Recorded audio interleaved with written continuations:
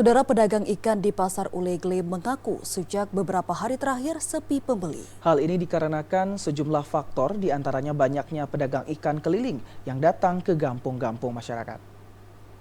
Meskipun saat ini menjelang Ramadan, namun para pedagang ikan di Pasar Ulegle, Kabupaten PD Jaya mengaku sepi pembeli. Padahal biasanya jelang Ramadan banyak pedagang mengalami peningkatan penjualan. Hal ini pun membuat banyak pedagang yang menjual banting harga untuk menutupi kerugian yang lebih besar.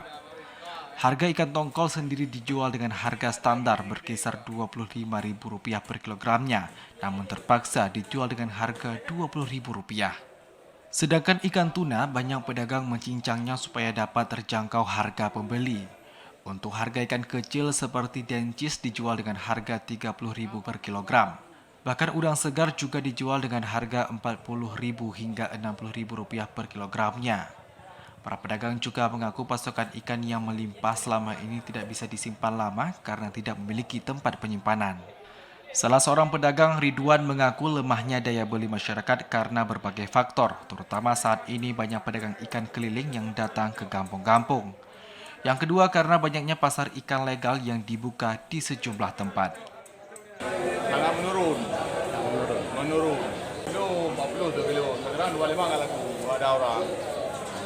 Ini apa ikan tuna atau ikan tongkol, Pak? Tongkol. Kalau hari ini berapa harganya, Pak? Hari ini 25 dijual. Dari PD Hasbi TVRI melaporkan.